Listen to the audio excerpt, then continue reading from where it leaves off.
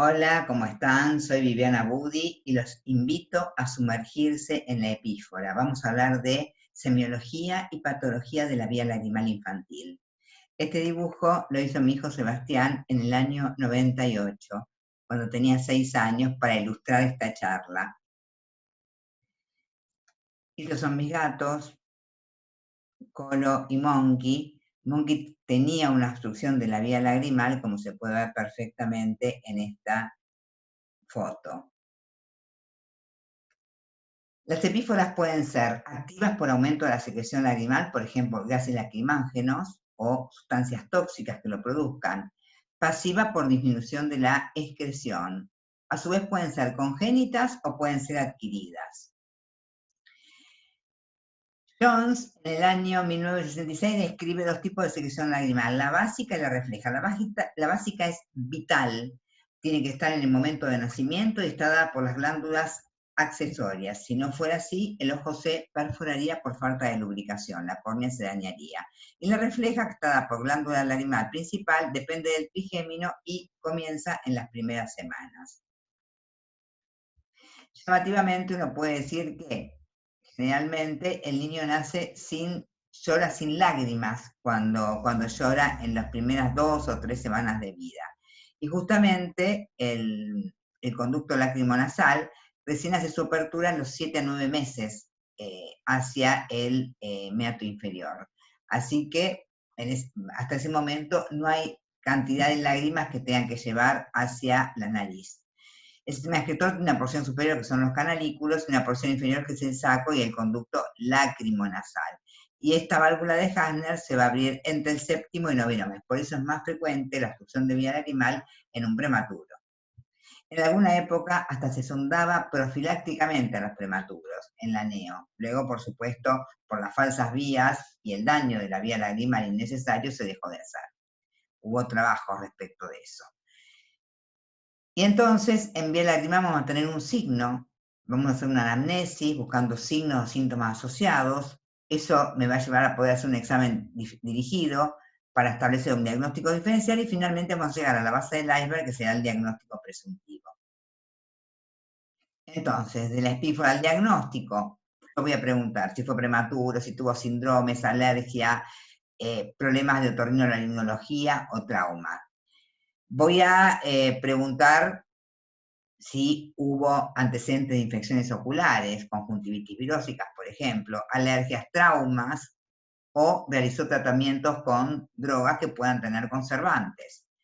Y vamos a ver también cuándo comenzó, si es congénita o aparece después ya durante el desarrollo de la vida. ¿Cómo es? ¿Continua, intermitente, unio, bilateral, se exacerba con el viento? ¿Es estacional? ¿Qué se asocia? A secreción, a legaña, telita, prurito, ardor, sensación de cuerpo extraño. ¿Hay aumento del parpadeo, de frecuencia del parpadeo? ¿Hay fotofobia? ¿Hay blefaroespasmo? ¿Qué busco en el examen? Las características de la pífora, si hay un aumento del río lagrimal, si hay un desborde y la caída hacia abajo, la frecuencia del parpadeo, si hay blefaroespasmo, si hay una anomalía de posición de los párpados. Tengo que fijarme que el punto lagrimal esté bien ubicado, que no esté vertido el párpado, por eso automáticamente generará una epífora. Si hay una anomalía de la posición de los párpados, también eso genera epífora. El área del saco lo voy a inspeccionar y la voy a palpar. Generalmente no se palpa el saco. Cuando se palpa es porque hay retención de lágrimas. Si hay eczema del párpado inferior, que estoy hablando de una epífora continua. Y respecto a la córnea, veré el diámetro y veré también si hay alguna manifestación de queratitis. La biomicroscopía, voy a mirar los puntos lagrimales que dijimos que tienen que estar, para que se produzca bien el río lagrimal, tiene que estar ubicado en su lugar y tienen que estar permeables los 4 puntos lagrimales. Vamos a ver conjuntiva vulvar y tarsal, vamos a tenerla para ver si hay manifestaciones de distintas manifestaciones, como pueden ser micropapilas, por ejemplo, o folículos, pero generalmente las alérgicas traen micropapilas. La córnea, a ver si hay queratitis y ver la cámara anterior. Los procedimientos diagnósticos, vamos a usar la expresión del saco y el dye test. ¿Cómo se hace la expresión del saco? Como vemos acá, comprimimos el saco lagrimal, Y si hay reflujo, que acá es cero mucoso, estaremos sospechando que hay un saco lagrimal que está real más que virtual, y esto no debería suceder. Acá hay una maniobra de expresión de saco positiva con reflujo. Y acá tenemos el light test. Colocamos 2 torundas de algodón en la nariz, que no esté el paciente resfriado. Vamos a colocar una gota de fluoresceína al 1%, tratando de que no llore, para que no tiña por la lágrima las torundas de algodón. Después de 1 minuto las sacaremos y vamos a ver qué pasó. Acá, fíjense que hay una muy leve tinción, en un ojo tiñó y en el otro prácticamente no. Quiere decir que no hay pasaje de la fluoresceína a la nariz, pero si está muy congestivo el chico y si no colabora, pueden dar falsos negativos. Exámenes complementarios. Examen bajo anestesia general muchas veces es necesario para evaluar cómo están los puntos si el paciente no colabora o si ha habido alguna laceración de vía lagrimal. El frotis lagrimal, la dactilocistografía, que a veces nos permite ver cómo está el saco lagrimal y la vía. La dificultad es que si hay que hacer una toma tardía, no se lo puede tener al paciente dormido hasta ese momento, que habría que hacerlo 30 minutos después. Y las imágenes que pueden ayudar más que nada en politraumatismos o en síndromes con malformación. Siempre, como siempre, la actitud visual, si fija y sigue, la agudeza visual, la refracción bajo cicloplegia y, por supuesto, la oftalmoscopía binocular indirecta, que nunca debe faltar en ningún examen. Acá tenemos algunos ejemplos. La epífora en un neonato lactante puede haber tenido o no antecedente de prematurez. Comienza a los 15 días en forma insidiosa, unilateral, intermitente a continua, aumenta con el catarro de las vías aéreas y con el viento, y es una secreción recurrente, una legaña, y a veces un poco de eczema en el párpado inferior. La maniobra de expresión del saco, hay reflujo, seroso mucoso, y el dye test, si logramos hacerlo, no va a haber tinción de las torundas de algodón con la fluoresceína, con lo cual el diagnóstico es dactilostenosis congénita pasiva por imperforación, falta abrir la válvula de Hasner. Es completa si hay expresión positiva, pero puede haber expresión negativa y ser igual una dactilostenosis incompleta. 75% es unilateral, como dijimos, se dan más en prematuros porque la válvula de Hasner hace su apertura en el meato inferior entre el 7º y el 9º mes. 80% de los casos se pueden dar en recién nacidos, la mayoría son muchas veces asintomáticas y lo más importante, 85% regresan al año, en forma espontánea, con lo cual no hay que anticipar un sondaje, excepto que la maniobra de expresión muestre reflujo mucopurulento o que sea muy importante el reflujo. En esos casos, sí, habrá que hacer el sondaje, pero si no, preferentemente esperar la regresión. Y uno dice, indico masajes para aumentar la presión hidrodática y que se abra la válvula de Hasner. Bueno, se puede intentar. No ha habido evidencias científicas de que el masaje hacia abajo mejore esto, pero muchas veces se puede indicar.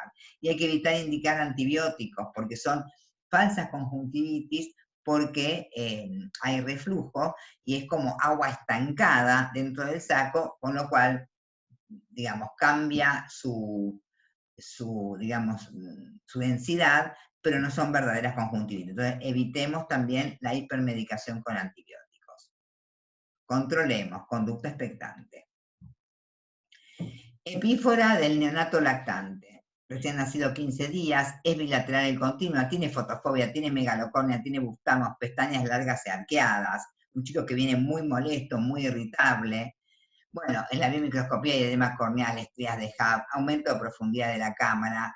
Una tendencia puede tener pupila miótica con hipotrofia de iris y otras asociaciones, se puede ver en Biontoxon inclusive, y acá entonces el diagnóstico es evidentemente un glaucoma. Al dilatarlo vamos a encontrar miopía o astigmatismo si hay bustalmos, y en la oftalmoscopía binocular indirecta a veces un fondo de ojo miópico con un aumento de la excavación copádico con una megalopapila excavada si hay muchos bustalmos. Entonces acá el diagnóstico es un glaucoma congénito, es una epífora activa por estimulación trigeminal, y se impone el examen bajo anestesia, como vamos a ver cuando hablemos de glaucoma. Acá tenemos un paciente con una epífora, un neonato, recién nacido neonato, empieza en forma unilateral, insidiosa y progresiva, una lesión quística tensa por debajo del canto medial, que no aumenta con el llanto o tampoco sufre cambios en cuando lo cambiamos de posición.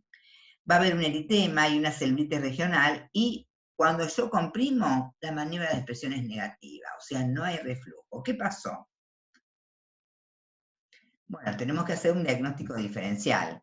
El mucosele es azul grisáceo, está por debajo del canto medial como esta lesión, a la palpación es tenso y el contenido cero mucoso.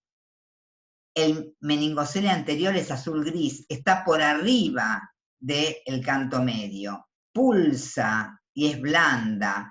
Podemos encontrar un defecto óseo, el contenido es líquido cefalorraquídeo. Cuidado con sondar esto. Tenemos que estar seguros de haber hecho el diagnóstico diferencial. Y el hemangioma es violáceo, es variable porque aumenta con el llanto, es muchas veces reductible y el contenido es hemático. Entonces hay que hacer muy bien el diagnóstico diferencial. Si tenemos dudas, no sondar hasta no tener imágenes. Incluso esto con una radiografía simple de cráneo se puede poner en evidencia.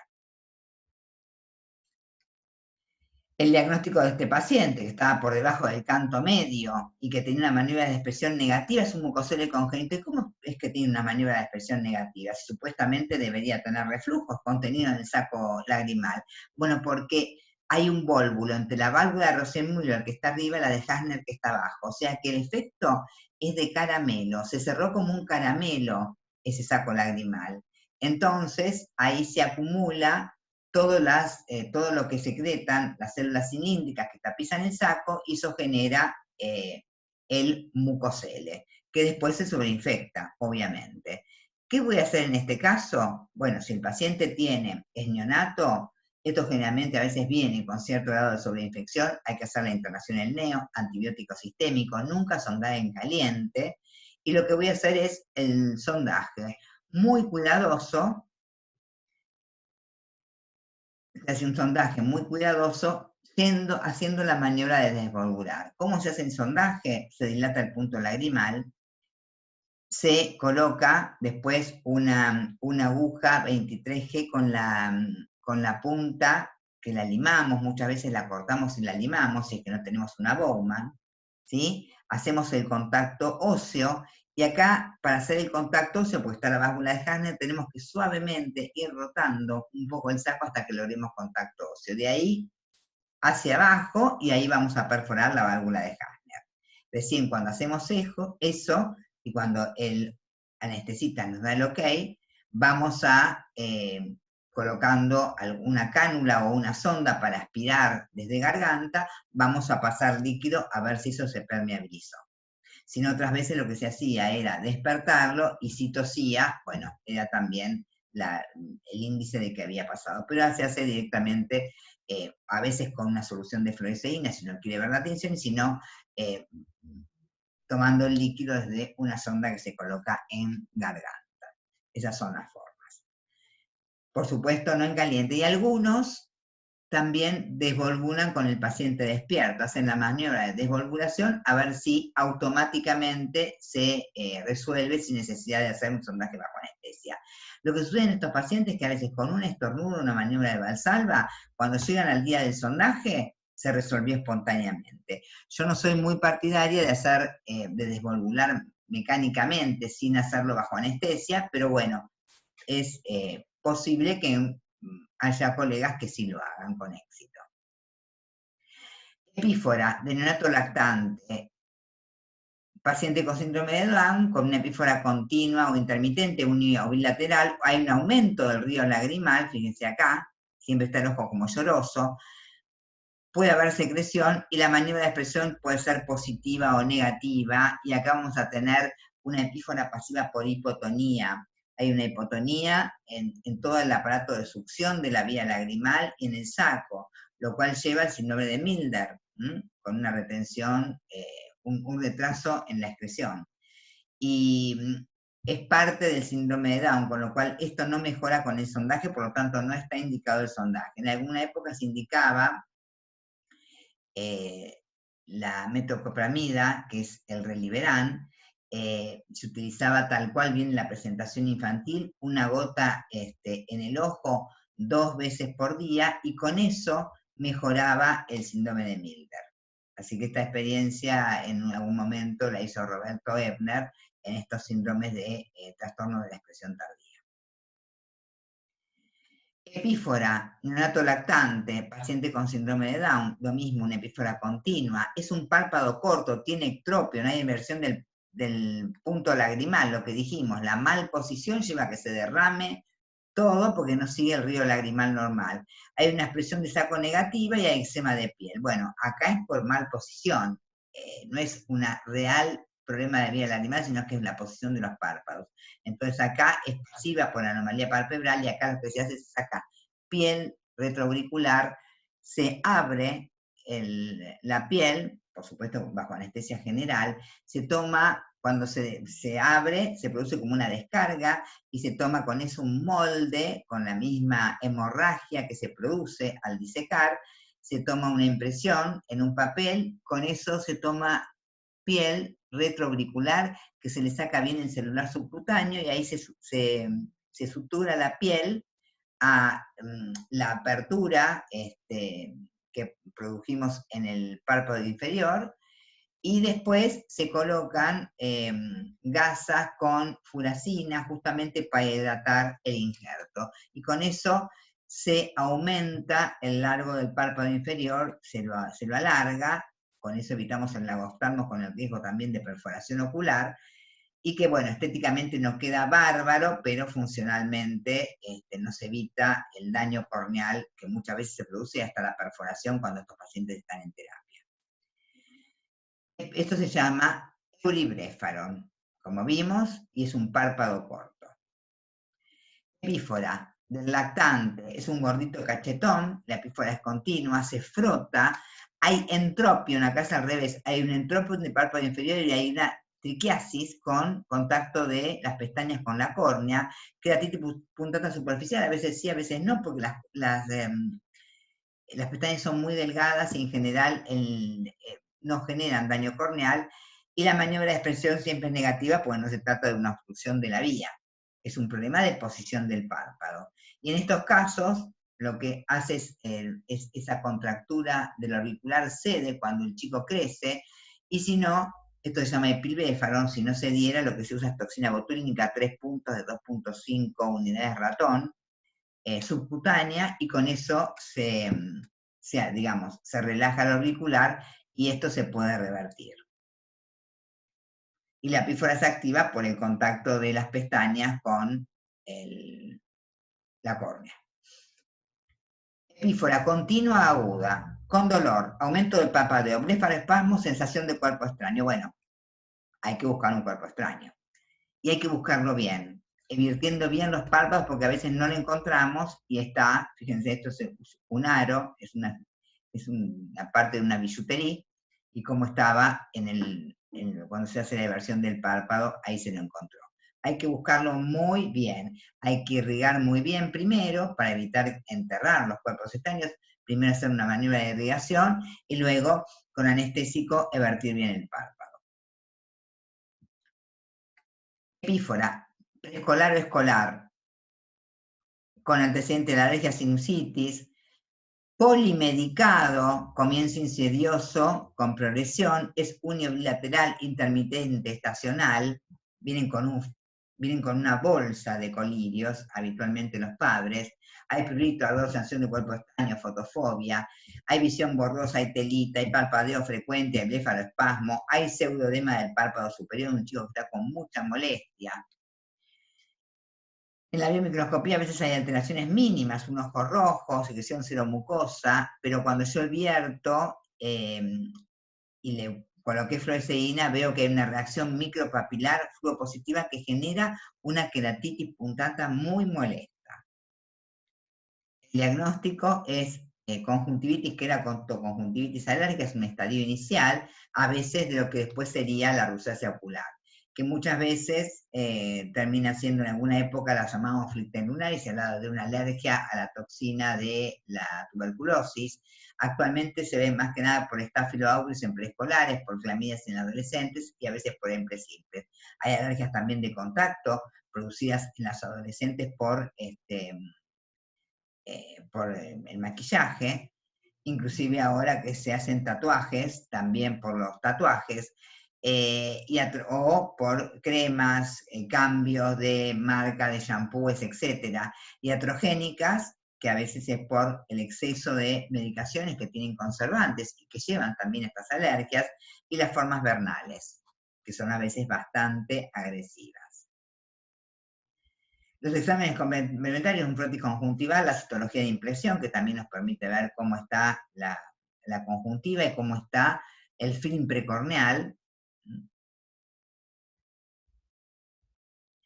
Paciente con epífora preescolar, como antecedente tiene una mordedura de perro facial suturada, con una cicatriz en el párpado inferior, como vemos acá, y acá lamentablemente fue un chico con un accidente por una herida de bala, un estallido del globo ocular, que se lesionó totalmente la vía lagrimal. El diagnóstico es la lesión canalicular no reparada, y nosotros siempre decimos que el tercio interno del párpado inferior pertenece al oftalmólogo, porque hay que tratar de canalizar bien la vía. Sabemos que lleva lo mismo la superior que la inferior en cuanto a posibilidad de drenar lágrimas, pero es muy importante la indemnidad de la vía lagrimal, y entonces lo ideal es que lo haga un oftalmólogo o un cirujano plástico conocedor de vías lagrimales. Epífora de escolar adolescente, antecedentes, tuvo una conjuntivitis viral o una alergia crónica, o tuvo un antecedente de sondajes unilateral con un río lagrimal aumentado, en forma intermitente, la maniobra de expresión es negativa, y vamos a ver que hay una estenosis del punto lagrimal, es decir, vemos que está el punto lagrimal con una oclusión.